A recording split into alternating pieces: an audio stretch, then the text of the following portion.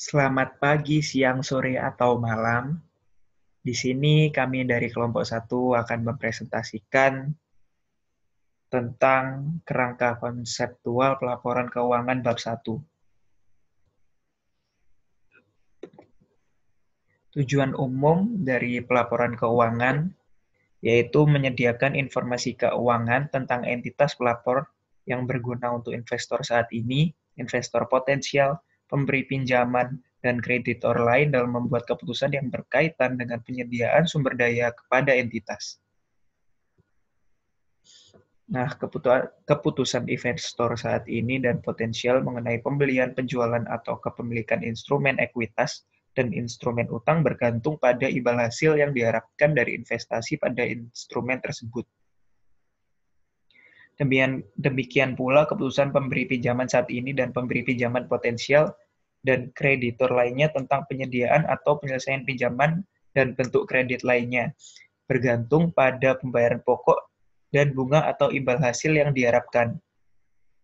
Ekspektasi investor, pemberian pinjaman, dan kreditor lainnya tentang imbal hasil bergantung pada penilaian jumlah, waktu, dan prospek masa depan. Oleh karena itu, investor saat ini dan investor potensial, pemberi pinjaman, dan kreditor lainnya memerlukan informasi yang berguna untuk menilai prospek untuk arus kas masuk neto masa depan kepada suatu entitas. Dalam melakukan penilaian prospek arus kas masuk masa depan dari suatu entitas, para pemangku kepentingan membutuhkan informasi mengenai sumber daya entitas, klaim terhadap entitas, dan seberapa efisien dan efektif manajemen entitas dan dewan komisaris telah melaksanakan tanggung jawab dalam penggunaan sumber daya tersebut.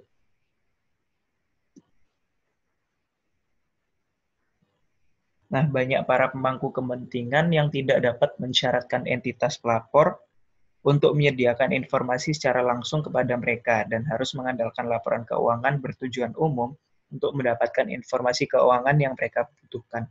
Oleh karena itu, mereka merupakan pengguna utama laporan keuangan yang bertujuan umum.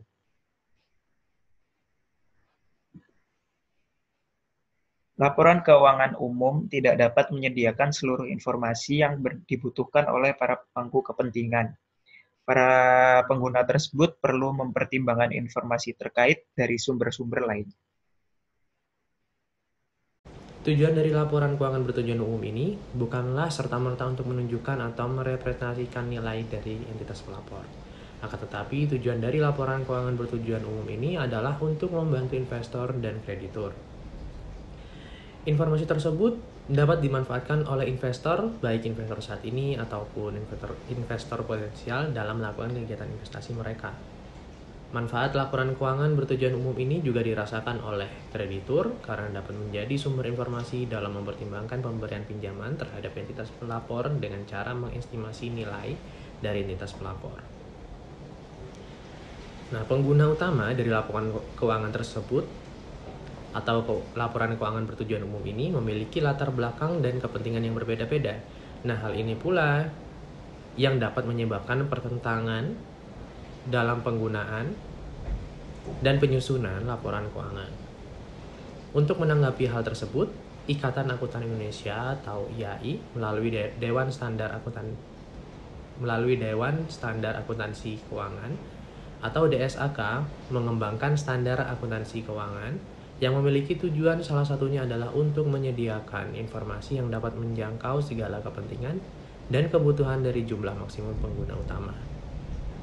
Akan tetapi, adanya hal tersebut tidak serta-merta menghalangi atau bahkan tidak membatasi pelapor untuk menyertakan atau memberikan informasi tambahan yang sekiranya dapat bermanfaat dan berguna untuk pihak-pihak tertentu atau pengguna utama dan pihak yang berkepentingan lainnya. Selanjutnya, informasi dari laporan keuangan bertujuan umum ini tidak hanya dibutuhkan oleh pihak eksternal perusahaan aja, tetapi pihak internal juga membutuhkan. Salah satu contohnya adalah pihak manajemen. Nah, pihak manajemen dapat mendapatkan informasi keuangan perusahaan melalui informasi internal di perusahaan tersebut. Pihak manajemen juga bertujuan untuk mendapatkan informasi tersebut untuk melakukan koreksi dan penilaian terhadap kinerja perusahaan, terutama manajemen perusahaan pada periode tersebut. Dengan adanya berbagai kepentingan yang seperti yang dijelaskan pada penjelasan yang sebelumnya, untuk menanggapi hal tersebut, maka laporan keuangan bertujuan umum ini harus disusun sesuai dengan aturan atau kerangka konseptual pelaporan keuangan yang diterbitkan oleh IAI. Nah, DSAK menerbitkan atau membuat draft exposure kerangka konseptual pelaporan keuangan ini salah satunya mempunyai tujuan untuk membuat penyusunan laporan keuangan yang ideal dan bermanfaat bagi semua pihak. DSAK juga harus melakukan pembenahan dan memperbaharui kerangka konseptual pelaporan keuangan ini untuk menyesuaikan dengan perkembangan dan kondisi saat ini. Dan pada dasarnya, laporan keuangan didasarkan pada estimasi, pertimbangan, dan model dari penggambaran yang eksaks. Keberadaan kerangka konseptual ini mendasari estimasi, pertimbangan, dan model tersebut.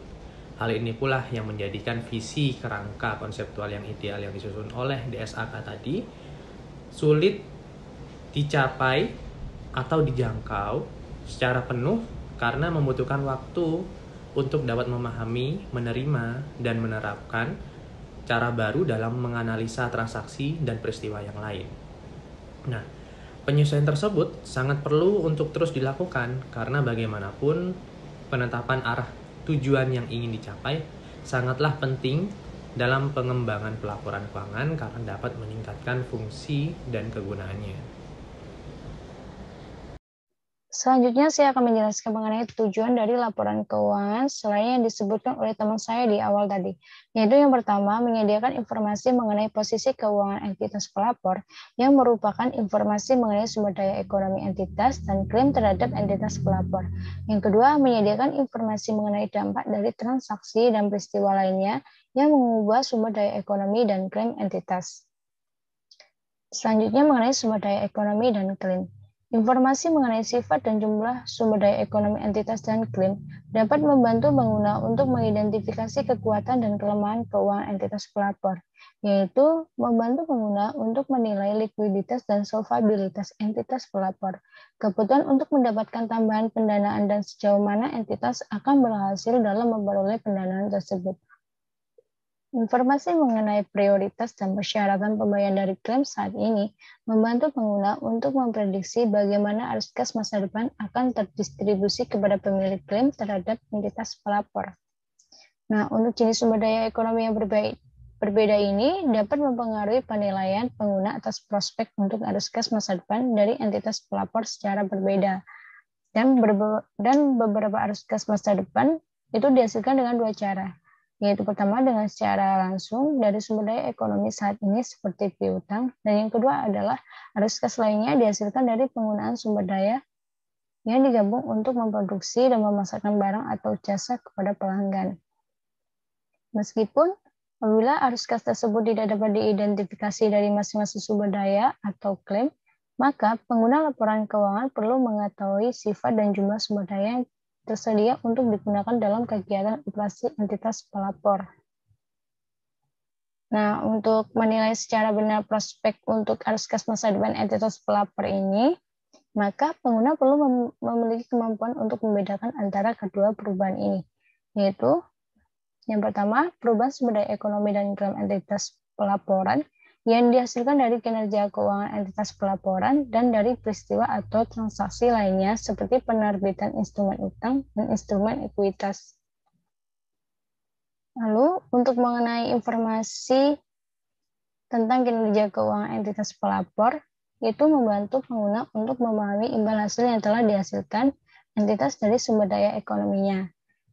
Untuk informasi mengenai imbal hasil yang telah dihasilkan entitas tersebut, mengindikasikan seberapa baik pertanggungjawaban manajemen dalam hal keefisienan dan keefektivitasan penggunaan sumber daya ekonomi entitas pelapor. Dan informasi mengenai variabilitas dan komponen dari imbal hasil tersebut juga penting, yaitu terutama dalam penilaian ketidakpastian arus kas masa depan. Untuk informasi tentang kinerja keuangan entitas pelapor sebelumnya dan bagaimana pertanggungjawaban manajemen biasanya berguna dalam memprediksi imbal hasil masa depan entitas atas penggunaan sumber daya ekonominya. Jadi di sini saya akan menjelaskan mengenai definisi akuntansi akrual.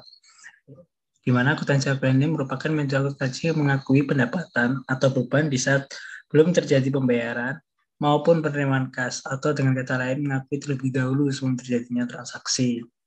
Nah, pada kinerja keuangan terrefleksikan oleh akuntansi akrual yang dijelaskan pada Draft Exposure 2016 bab 1 bagian 17 hingga 19 menjelaskan mengenai akuntansi akrual ini yang menggambarkan dampak transaksi pada periode saat dampak tersebut terjadi, walaupun penerimaan dan pembayaran bukan terjadi pada periode tersebut, seperti penjelasan yang sudah saya jelaskan sebelumnya.